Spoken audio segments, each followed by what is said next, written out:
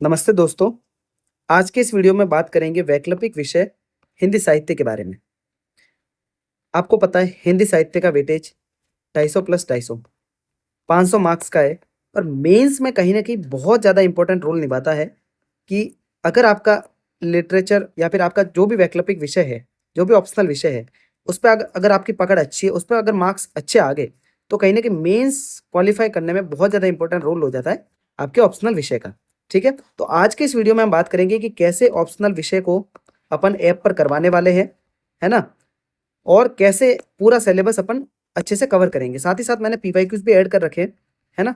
हर topic के साथ में, तो उसको भी अपन अच्छे से डिस्कस करेंगे कि कहाँ से किस टॉपिक से कौन-सा सवाल बना है।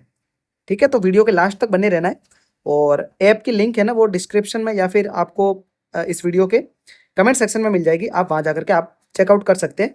जो भी आपके लिए कोर्सेज़ हमने लॉन्च कर रखे हैं या फिर जो भी मटेरियल आपको जो प्रोवाइड करवाने के लिए हमने ऐप पर डाल रखा है वो आपको वहाँ तक आपको एक्सेस मिल सके। ठीक है? तो वीडियो को स्टार्ट करते हैं। देखिए, आपको पता है हिंदी साहित्य के ऑप्शनल पेपर में 2 पेपर होते हैं। पहला पेपर जिसमें हिंदी भाषा और नागरी लिपि का इतिहास होता है, ठीक है? और साहित्य का इतिहास है। उसके भी 2 खंड होंगे, क और ख खंड, ठीक है? दूसरा क्वेश्चन पेपर होता है ना उसमें पद्य एवं गद्य साहित्य, जिसमें जो मूल पाठ्य पुस्तक है उसका आलोचनात्मक विश्लेषण आना चाहिए। उसमें कहीं न कहीं व्याख्या वाला जो सेक्शन है 100 नंबर का, वो भी शामिल है, ठीक है ना? तो इन दोनों पेपर को अच्छे से लास्ट 10 इयर्स के पीवाईक्यूज़ को टॉपिक वार अपन संकलन कर रखा है, यानी कि टॉपिक वाइज पीवाईक्यूज़ को ऐड करके अपन एक-एक टॉपिक को अच्छे से पढ़ेंगे कि कौन से टॉपिक से क्या क्वेश्चन बने हैं और अपनी रणनीति क्या होगी कि कैसे अपन हिंदी लिटरेचर को तैयार करेंगे, ठीक है? तो शुरू करते हैं। देखिए, अब हिंदी लिटरेचर वैकल्पिक विषय रखना अपने आप में बहुत सारे आपके बेनिफिट्स हो सकते हैं, जैसे कि एक तो आपके निश्चित पाठ्यक्रम है ना? मतलब इसमें कोई भी अपडेशन नहीं आने वाला, ना तो करंट अफेयर्स अपडेट होगा, है ना? ना कोई नई चीज़ ऐड होगी और एक जैसा बना रहता है। तो कहीं न कहीं अगर आपने एक बार तैयार कर ली सब्जेक्ट को, तो उसमें ना तो कोई अपडेट करना है, ना कोई नई चीज़ ऐड करनी है। तो वही चीज़ें रहने वाली है, उसको आप रिवाइज़ कर के अच्छा सब्जेक्ट बना सकते हो, ठीक है? दूसरा ये देखा गया है कि अगर आपके ह्यूमैनिटी वाला बैकग्राउंड रहा है और कहीं न कहीं हिंदी मीडियम से हो, तो हिंदी लिटरेचर का जो पेपर है ना या फिर जो ऑप्शनल का जो हिंदी लिटरेचर वाला पेपर है, वो आपको बहुत अच्छे मार्क्स दिलवा सकता है। यानी कि आप मतलब प्रीवियस ईयर्स में देखेंगे कि 300 प्लस मार्क्स भी गए हैं, है ना? तो एक अच्छे सब्जेक्ट्स के रूप में ये हिंदी मीडियम के लिए हो सकता है, ठीक है? अब इसका और फ़ायदा कहाँ पर मिलेगा? जैसे जीएस के जो भी जीएस 4 वाला जो पेपर है या फिर एसए का पेपर है, उसमें अगर हिंदी लिटरेचर की वजह से आपकी भाषा पे पकड़ अच्छी बन जाती है, वैचारिक गहराई बन जाती है, ठीक है? तो उसका फ़ायदा कहीं न कहीं आपको एसए वाले पेपर में और एथिक्स वाले पेपर में, इन दोनों में मिलेगा, ठीक है ना? क्योंकि आपकी भाषा शैली अच्छी होगी, आपकी आंसर राइटिंग स्किल्स अच्छी हो जाएगी, है ना? देखिए, अब अपन पहले पेपर को खंड वाइज़ देखते हैं कि वहाँ से क्या-क्या सवाल बने हुए हैं। खंड क आपको पता है हिंदी भाषा और नागरी लिपि का इतिहास है ना? इस खंड में पूरी तरीके से तकनीकी, भाषा वैज्ञानिक दृष्टिकोण पर आधारित ये खंड है ना?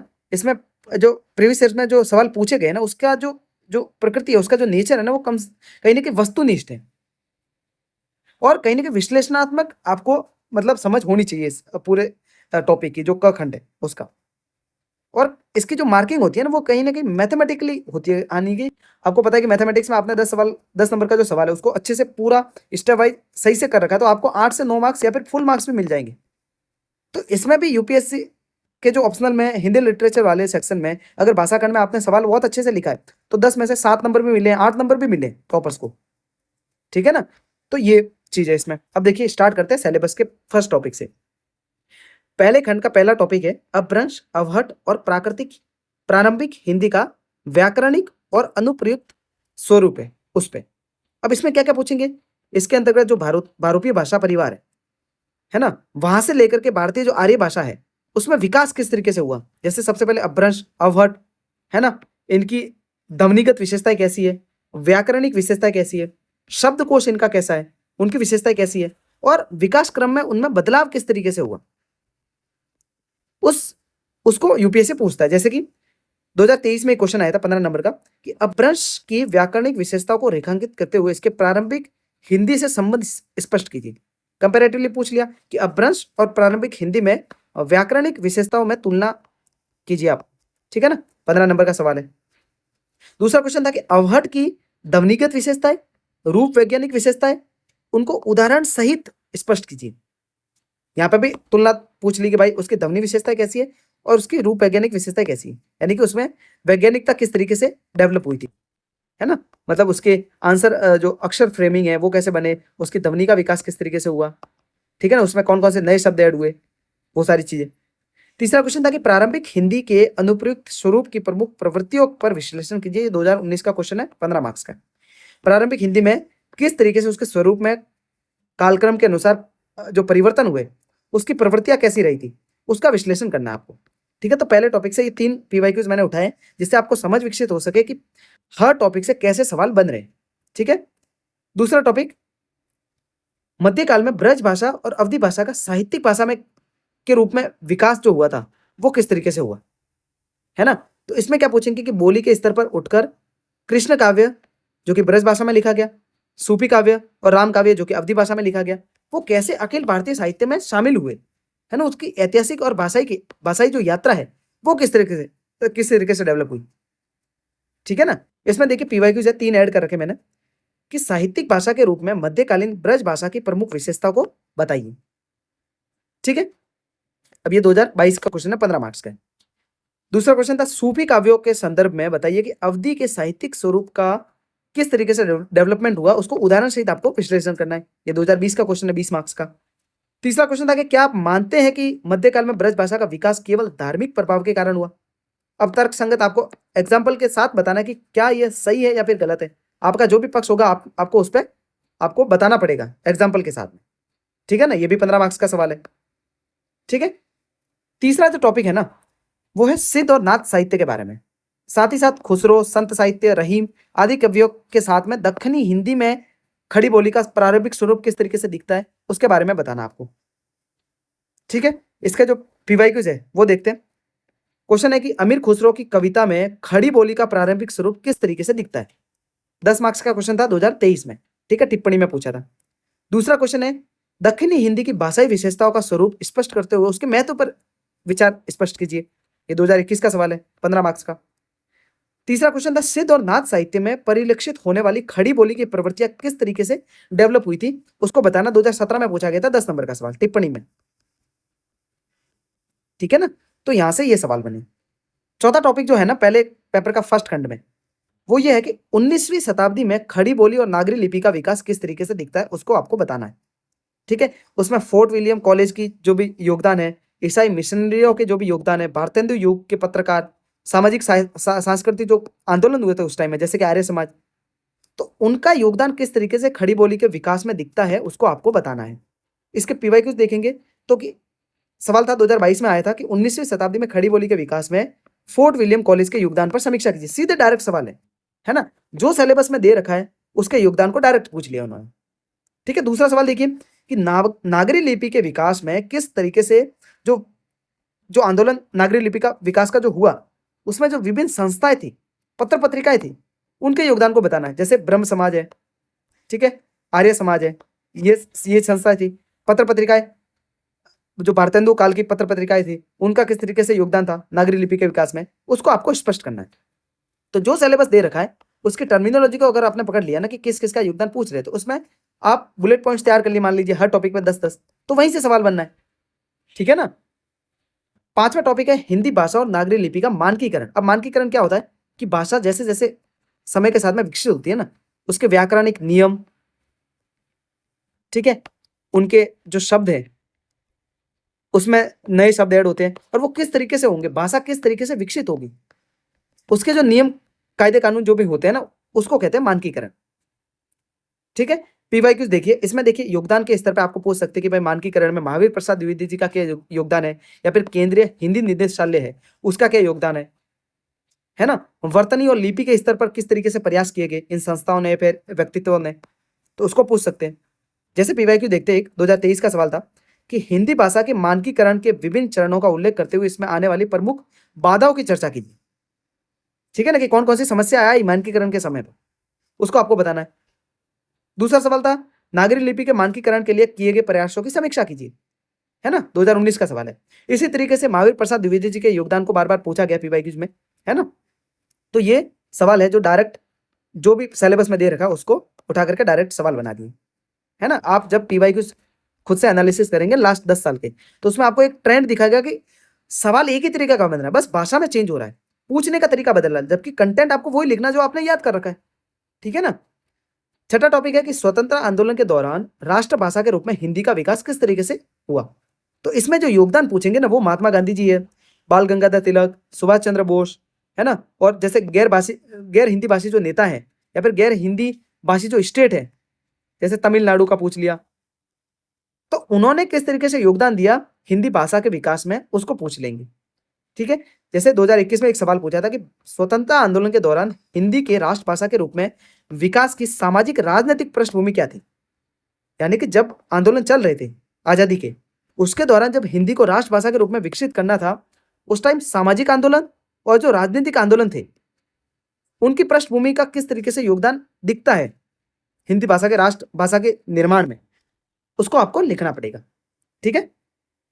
सातवां टॉपिक है भारतीय संघ की राजभाषा के रूप में हिंदी का विकास कैसे हुआ है। संघ की राजभाषा मतलब राजभाषा यानी कि जो सरकारी कामकाज में जो भी हिंदी का यूज हो रहा है वो हिंदी किस तरीके से विकसित हुई, है ना। तो उसमें संवैधानिक प्रावधान पूछ लेंगे, आर्टिकल 343 से 351 तक में क्या क्या प्रावधान दे रखे। राजभाषा अधिनियम जो बना 1963 का, उसका क्या योगदान है। राजभाषा नियम बने 1976 में, और कहीं ना कहीं वर्तमान समय में राजभाषा को कार्यान्वित करने के लिए क्या क्या चुनौतियां हैं और क्या क्या प्रयास अभी चल रहे हैं, उनके ऊपर सवाल बन जाएगा, ठीक है। जैसे 2022 में सवाल पूछा था कि भारतीय संविधान में हिंदी की राजभाषा के रूप में स्थिति क्या है और जो संवैधानिक निर्देश है वो क्या भारतीय जो जो जो हिंदी जो राजभाषा है उसको किस तरीके से स्टेब्लिश करते हैं, ठीक है ना। तो ये सवाल है राजभाषा के रूप में जो हिंदी का विकास है ना उसको लेकर के। आठवां टॉपिक क्या है कि हिंदी भाषा का वैज्ञानिक और तकनीकी विकास किस तरीके से हुआ। अब तकनीकी और वैज्ञानिक विकास में क्या होगा कि भाई कंप्यूटर के रूप में हिंदी भाषा का यूज क्या हो रहा है, जो आईटी सेक्टर है, सूचना प्रौद्योगिकी है, उसमें हिंदी का यूज किस तरीके से हो रहा है। देवनागरी जो फॉन्ट बना है ना, उसको किस तरीके से बनाया गया है, उससे किस तरीके से अक्षर को लिखा जाता है। पारिभाषिक जो शब्दावली है वैज्ञानिक, है ना, विज्ञान के क्षेत्र में जो पारिभाषिक शब्दावली विकसित हुई है हिंदी भाषा में, उसका निर्माण किस तरीके से किया, किन किन व्यक्तियों का योगदान है इसमें, ठीक है। डिजिटल युग में हिंदी भाषा का क्या मतलब, हिंदी भाषा की क्या प्रासंगिकता है, उसको पूछ सकते हैं सवाल के रूप में। 2023 में जैसे पूछा था कि सूचना प्रौद्योगिकी के युग में हिंदी भाषा के वैज्ञानिक और तकनीकी विकास की वर्तमान स्थिति क्या है, उस पर आपको लिखना था, ठीक है ना। तो सिंपल सवाल है, जो टॉपिक दे रखा है वहां से उसी टर्मिनोलॉजी को उठा करके सवाल बना देंगे, ठीक है। नौवां टॉपिक था कि हिंदी की प्रमुख जो बोलियां हैं उनका परस्पर संबंध किस तरीके से बना हुआ है। जैसे पश्चिमी हिंदी और पूर्वी हिंदी में अंतर और समानता पूछ लेंगे, है ना। बिहारी हिंदी और पूर्वी हिंदी में क्या अंतर है, क्या समानता है, वो पूछ लेंगे। राजस्थानी हिंदी की जो उपभाषाएं हैं उसमें क्या क्या मतलब विशेषता है, उसको पूछ लेंगे, व्याकरण स्तर पर, शब्दावली के स्तर पर, ठीक है ना। तो इन उपभाषाओं में किस तरीके से जो विशेषताएं हैं, किस तरीके से इंटीग्रेशन है इन सब भाषाओं में, वो पूछेंगे, और अंतर क्या है वो पूछेंगे, ठीक है। ये दो तरीके के सवाल बनेंगे। और जो बोलियां हैं इसके साथ साथ अवधी है, ब्रज है, भोजपुरी है, मैथिली है, खड़ी बोली है, इनके बीच में किस तरीके से अंतर संबंध बना हुआ है वहां पर सवाल बनेगा। जैसे पीवाई कुछ देखिए कि खड़ी बोली और भोजपुरी के पारस्परिक भाषाई संबंधों के अंतरों को स्पष्ट कीजिए, ठीक है, 2020 में पूछा गया था, ठीक है।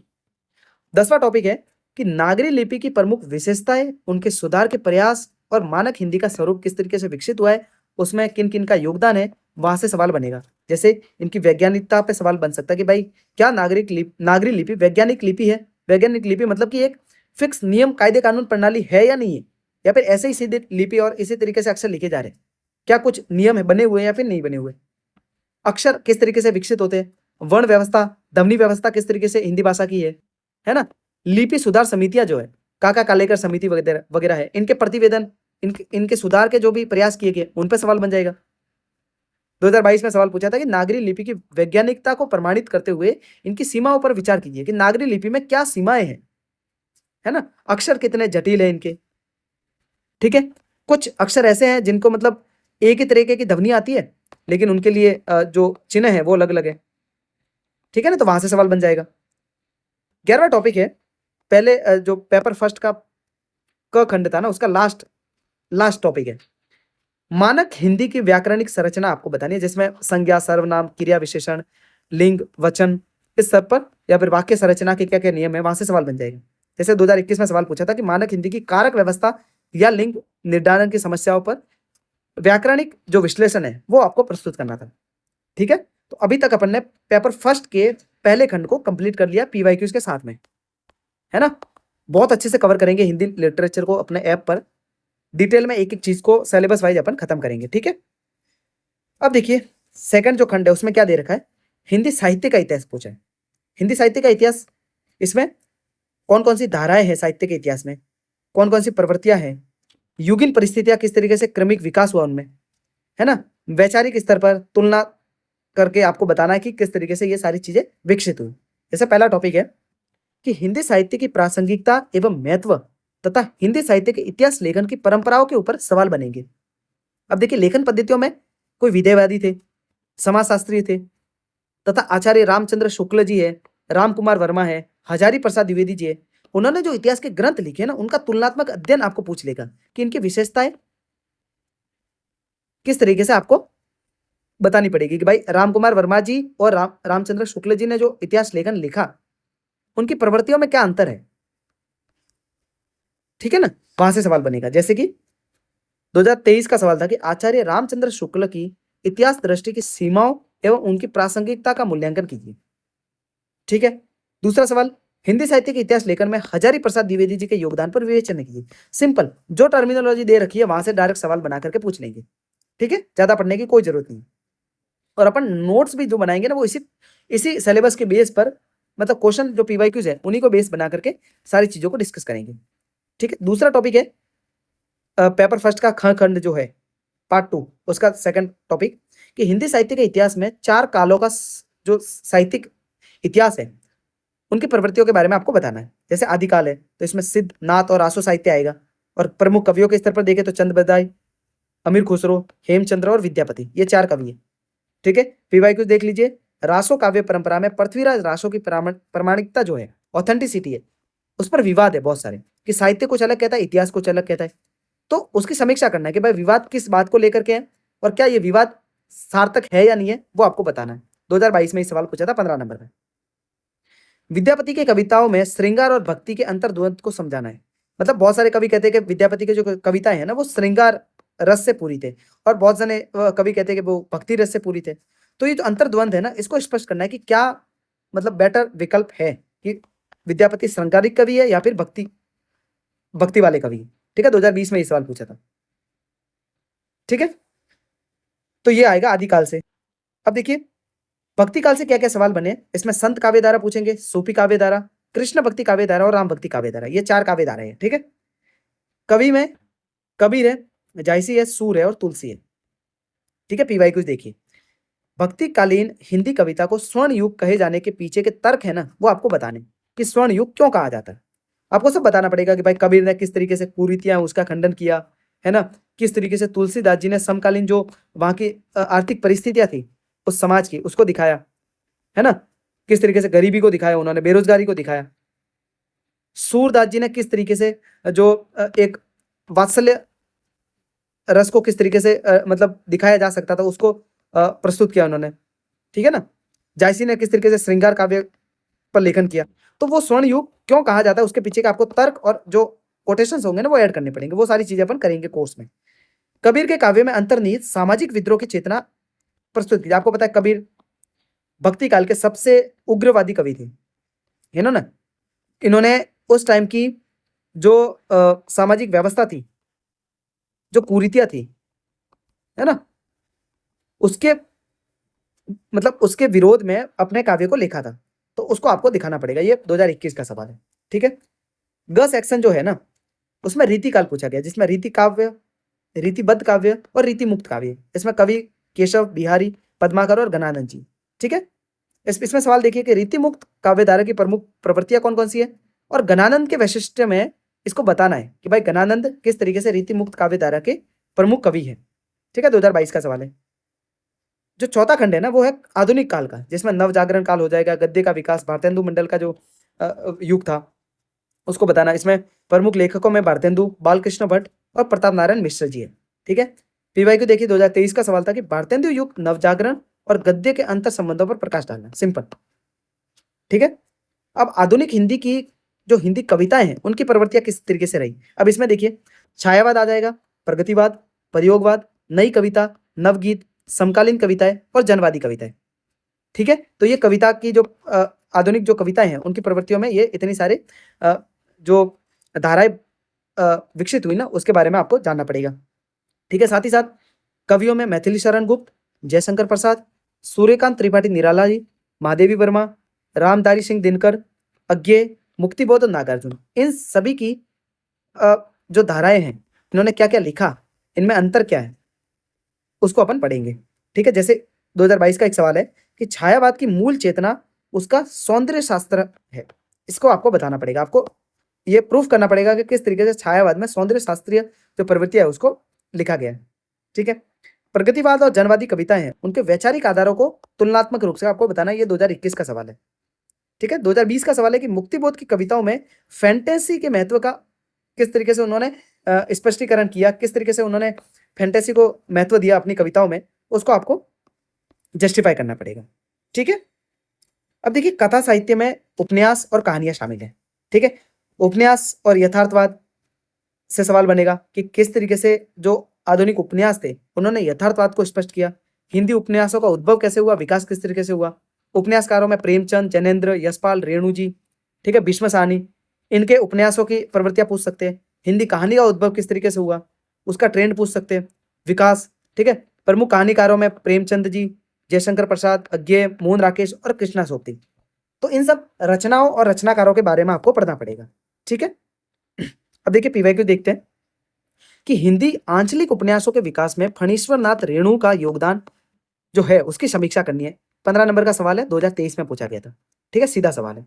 नई कहानी आंदोलन के वैचारिक और शिल्पगत वैशिष्ट्य पर प्रकाश डालिए, 2021 का सवाल है। ठीक है ना। समझ में आ रहा है ना किस तरीके से सवाल पूछ रहे हैं। तो सिलेबस को अच्छे तरीके से पढ़ना इसलिए जरूरी है क्योंकि आपको पता चल जाएगा कि सिलेबस से सवाल कहां से बना हुआ है। ठीक है ना। अब देखिए गद्य खंड जो है उसमें नाटक और रंगमंच है।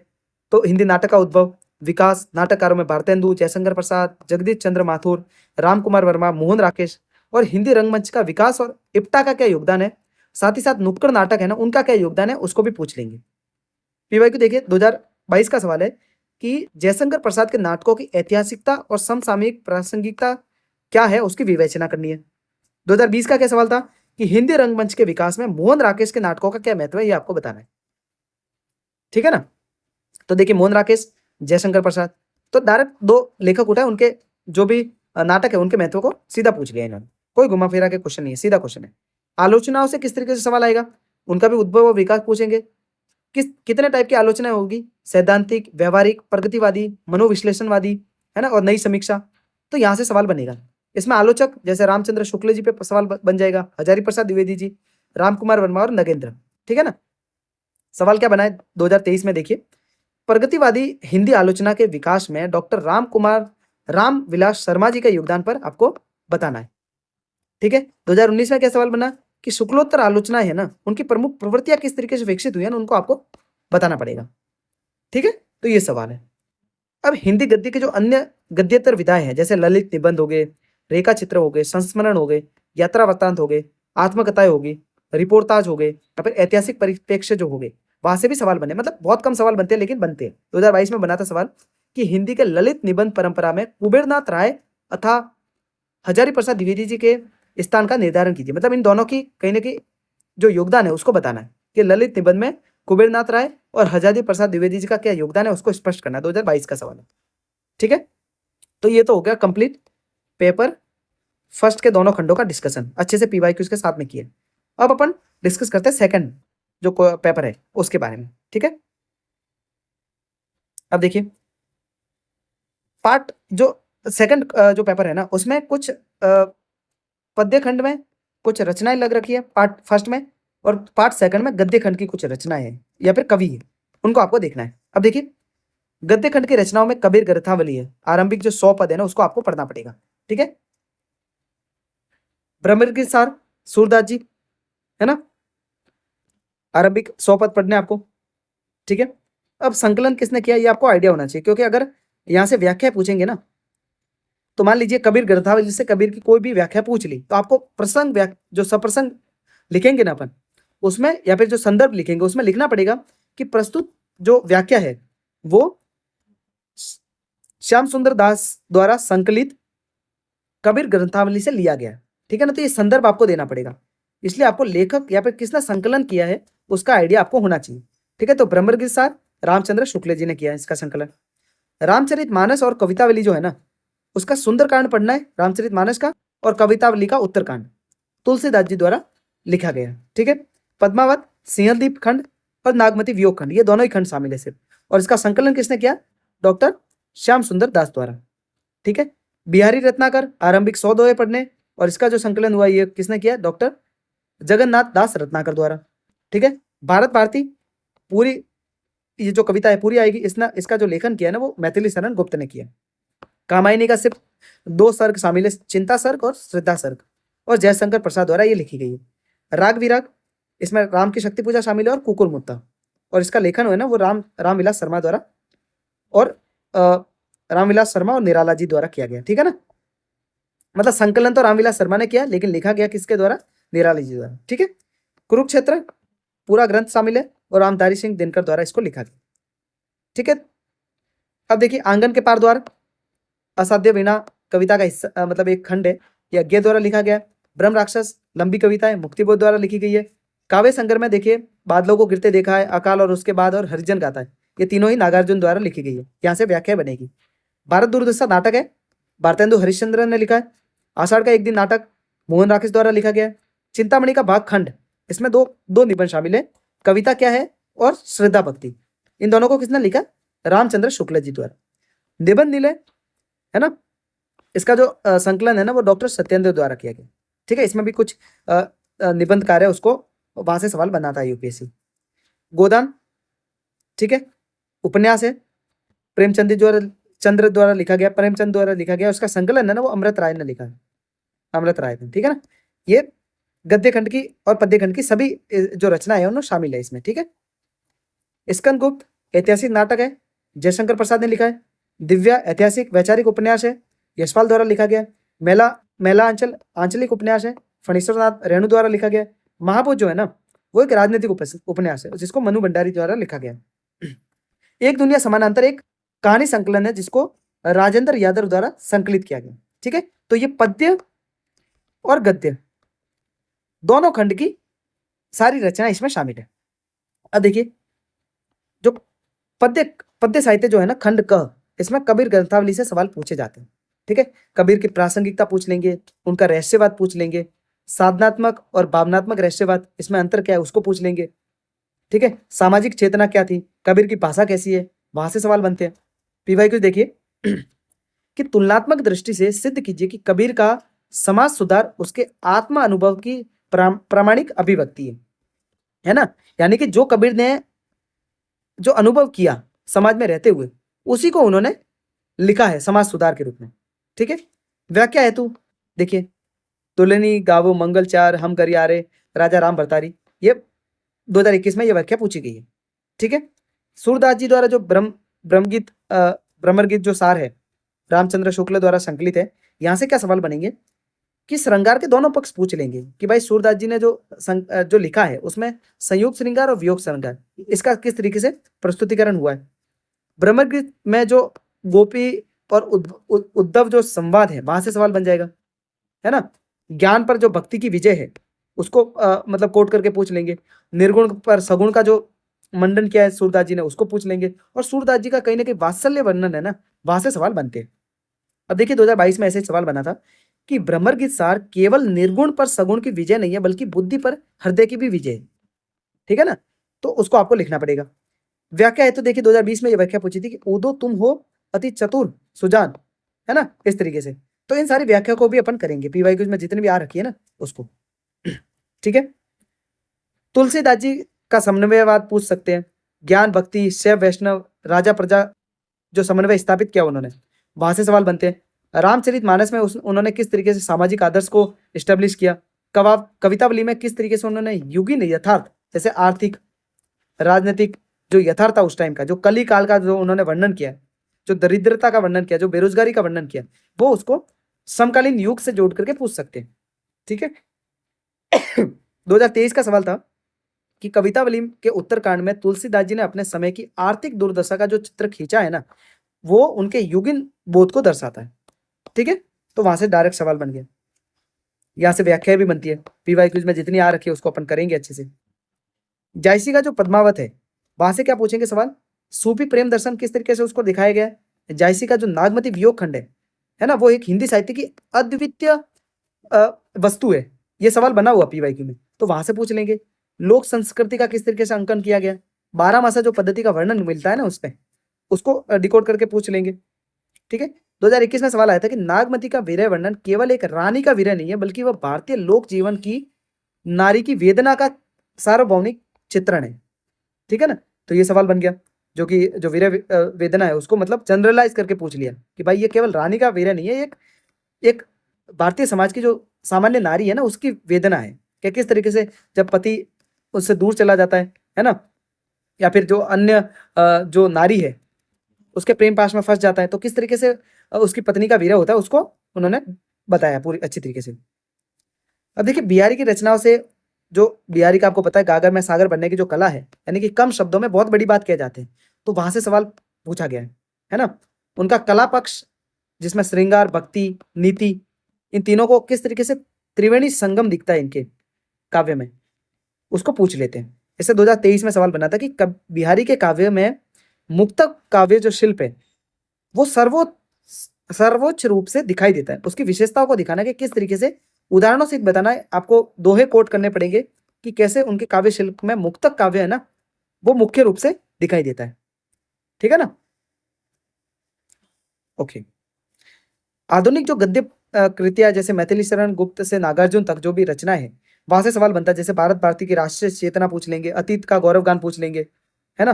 कामायनी में श्रद्धा और ईड़ा का जो संतुलन है, आनंदवाद का दर्शन है जयशंकर प्रसाद का, वहां से सवाल बन जाएगा। राम की शक्ति पूजा में जो व्यक्तिगत संघर्ष है और जो राष्ट्रीय हताशा का उदारीकरण है, क्योंकि उस टाइम राष्ट्रीय आंदोलन चल रहे थे जिस टाइम में राम की शक्ति पूजा लिखी थी, तो उसको राष्ट्रीय आंदोलनों से भी जोड़ करके पूछ सकते हैं। ठीक है ना। अब देखिए 2022 का सवाल है कि राम की शक्ति पूजा आधुनिक मानव के संशय, द्वंद्व और अंततः विजय की माह गाता है। 2020 में क्या पूछा उन्होंने कि असाध्य वीणा के माध्यम से अज्ञे ने कलाकार के किस संबंध को उजागर किया है।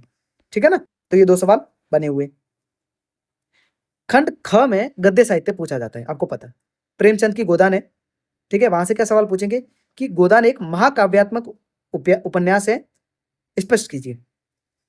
होरी का वर्णन पूछ लेंगे और साथ ही साथ होरी के माध्यम से तत्कालीन किसान समाज की क्या समस्या थी उसको पूछ लेंगे। जो सामंती शोषण था उसको मतलब सवाल में पूछ लेंगे। ग्रामीण बनाम जो शहरी संस्कृति का जो द्वंद्व गोदान में दिखा गया है उसको सवाल के रूप में पूछ लेंगे, है ना। देखिए 2023 में सवाल पूछा था कि क्या होरी की मृत्यु केवल एक किसान की मृत्यु या फिर सामंती शोषण व्यवस्था की अंत की घोषणा है, गोदान के परिप्रेक्ष्य में आपको बताना है। ठीक है ना, इस तरीके से समकालीन समाज से जोड़ करके या फिर उस समय की क्या समस्या थी, चुनौतियां थी, उससे जोड़ करके पूछ लेंगे। प्रेमचंद की कहानियों के विकास क्रम में कफन में जो यथार्थवाद दिखता है ना वो उसकी चरम परिणति है, यानी कि भूख के लिए किस तरीके से संवेदनाएं मर जाती है ना, वो कफन में माधव और घीसू के माध्यम से आपको दिखाया गया। ठीक है ना, तो उसमें यथार्थवाद एकदम नग्न यथार्थवाद दिखता है, तो वो आपको दिखाना पड़ेगा, कोट करना पड़ेगा आपको, वो जो कथन है ना वो लिखना पड़ेगा जो उस जो कफन जो कहानी उसमें लिखा गया होगा। ठीक है ना, तो उसके लिए अपने को उसको डिटेल में पढ़ना पड़ेगा। ठीक है, अब मोहन राकेश का जो आषाढ़ का एक दिन है, इसमें कालिदास पता है उसके अंतर्द्वंद को पूछ लेते हैं कि भाई सृजन बनाम सत्ता, कि भाई आप एक तो खुद की क्वालिटीज पे काम कर रहे हो या फिर आपने किसी सत्ता के अधीन हो गए। ठीक है ना, तो इसमें किस तरीके से द्वंद्व आपके मतलब मन में होता है उसको आपको उसमें आंसर में लिखना होगा। ठीक है, आधुनिक युग की प्रासंगिकता पूछ लेंगे। ठीक है, मोहन राकेश का आषाढ़ का एक दिन से। जैसे 2022 में सवाल पूछा था कि आषाढ़ का एक दिन नाटक में मल्लिका का चरित्र आधुनिक स्त्री की नियति और गरिमा का प्रतीक है। ठीक है ना, जो चरित्र इसमें दिखाए जाते हैं, है ना, पात्रों का, उसको भी पूछ सकते हैं। किसी पात्र का चरित्र वर्णन आपको पूछ लेंगे सीधा, जिसमें जैसे यहाँ पर मल्लिका का पूछ लिया, ठीक है ना। व्याख्या भी पूछ रहे हैं, आपको पता है कि 50 नंबर की व्याख्या तो पद्य खंड से आती है और 50 नंबर की व्याख्या आती है गद्य खंड से। तो व्याख्याएं भी पूछते हैं, और उसके लिए अपने को एक एक जो लगा हुआ है, जो लगी हुई है रचना, उसको अपने को पढ़ना पड़ेगा, ठीक है। फणीश्वर नाथ रेणु द्वारा जो रचित मेला आंचल है ना, वहां से क्या पूछेंगे कि मेला आंचल आंचलिक उपन्यास है, किस तरीके से वो आपको बताना है, ठीक है। इस मेला आंचल से किसी अंचल विशेष की समाज का किस तरीके से चित्रण किया है, राजनीति, जातिवाद, अंधविश्वास, लोकगीत, ये सारी चीजें उसमें किस तरीके से मिलती है, उसको आपको बताना पड़ेगा, ठीक है। जैसे 2023 में सवाल पूछा था कि मेला आंचल में रेणु ने जो धूल और कीचड़ भरा आंचल दिखाया है ना, वही उसकी शक्ति है। इस कथन की रोशनी में उपन्यास के कथ्य की समीक्षा करनी है कि किस तरीके से एक अंचल मेला और कीचड़ पूर्ण दिखा गया है, यानी कि उसमें कौन कौन सी कमियां हैं, है ना, उसको दिखाना, और कीचड़ और धूल के माध्यम से इसको उपमाएं देकर के किस तरीके से प्रस्तुत किया गया, तो वो आपको बताना है, ठीक है ना। उसके लिए कथन वगैरह सारी चीजें अपन करेंगे कि कौन सा कथन को कोट किया जा सकता है उसमें, ठीक है। स्कंदगुप्त से क्या पूछेंगे कि भाई ये ऐतिहासिक नाटक है कैसे, इसमें राष्ट्रवाद कैसे दिखाया गया है, स्कंदगुप्त का जो अंतर्द्वंद है उसको पूछ लेंगे, ठीक है। उसमें दार्शनिक महत्व क्या है स्कंदगुप्त का, उसको पूछ लेंगे, ठीक है। जैसे 2022 में सवाल पूछा था कि अधिकार सुख कितना मादक और सारहीन है, ये स्कंदगुप्त जब नाटक स्टार्ट होता है तो पहली ही लाइन है, तो वहां से सवाल डायरेक्ट पूछ लिया कि स्कंदगुप्त के इस कथन में उसके चरित्र की त्रासदी किस तरीके से स्पष्ट हो रही है, यानी कि वो स्कंदगुप्त किस तरीके से मतलब मजबूर है कि उसके पास सब कुछ मतलब साम्राज्य होते हुए भी वो सारहीन लग रहा है उसको, उसका महत्व ही नहीं है ना। तो उसको किस तरीके से स्कंदगुप्त में दिखाया गया वो आपको लिखना पड़ेगा। जैसे मन्नू भंडारी जी के महाभोज में आपको राजनीति, नौकरशाही, मीडिया का जो अभी जो नेक्सस दिखता है आपको कि किस तरीके से भ्रष्ट आचरण अपनाते मीडिया वाले, जैसे वर्तमान संदर्भ में भी उसको पूछ सकते हैं कि भाई हाल ही में जैसे इंडिया की जो मीडिया रैंकिंग है ना, प्रेस फ्रीडम इंडेक्स में जो इंडिया की रैंकिंग है वो गिरती जा रही है, तो महाभोज उपन्यास के माध्यम से क्या महाभोज जो उपन्यास है वो समकालीन समस्याओं को भी उतना ही हूबहू तरीके से दिखाता है जो कि उस टाइम की तत्कालीन समस्याओं को दिखा रहा था, ठीक है ना। तो उसको जोड़ करके पूछ लेंगे। 2021 में सवाल था कि महाभोज आज की मूल्यहीन राजनीति पर तीखा प्रहार है, क्या आप मानते कि ये उपन्यास राजनीति के यथार्थ का प्रमाणिक दस्तावेज है ना। तो इसको आपको तथ्यों के साथ में लिखना पड़ेगा, है ना, कि क्या यह राजनीतिक यथार्थ को दिखाता है या फिर नहीं दिखाता है, तो उसके कथन लिखने पड़ेंगे एग्जाम्पल के रूप में, ठीक है। एक दुनिया समानांतर राजेंद्र यादव जी द्वारा संकलित है, इसमें से किसी भी एक कहानी का पूरा जो महत्व है ना उसको पूछ लेते हैं। जैसे उसमें कौन कौन सी कविता है, मलबे का मालिक है, परिंदे है, मुख्यतः परिंदे जो कहानी है ना वहीं से सवाल बनते हैं, चीप की दावत है, ठीक है। 2022 में सवाल था कि एक दुनिया समानांतर की कहानियां बदलते हुए सामाजिक पारिवारिक मूल्यों की गवाह है ना, किस तरीके से सामाजिक मूल्य बदल रहे हैं समय के साथ में, वो एक दुनिया समानांतर कहानियों में स्पष्ट रूप से दिखाई देते हैं, तो वो आपको लिखना पड़ेगा, ठीक है। अब देखिए कुछ एडिशनल चीजें भी है कि अपन एक तो भाषा खंड है ना उसमें अच्छी मार्किंग करवा सकते हैं ठीक है। दूसरा है जो व्याख्या खंड है, वहां पर आप अच्छे मार्क्स ले जा सकते हैं, यानी कि आपकी 10 व्याख्याओं में से अगर आपकी 8-9 व्याख्या सही होगी, है ना, तो आपको अच्छे मार्क्स मिल जाएंगे, क्योंकि व्याख्या में 6-7-8 मार्क्स भी मिले अच्छी व्याख्या को, ठीक है। तो इस पर अपन काम करेंगे। इसमें देखिए आपको पता है संदर्भ लिखना होता है कि भाई कहाँ से ये लिया गया है, जो भी स्टेटमेंट है ना, प्रसंग, यानी कि इस कथन में स्पेसिफिक क्या कहा गया है, इसकी पूर्व पीठिका क्या है ना।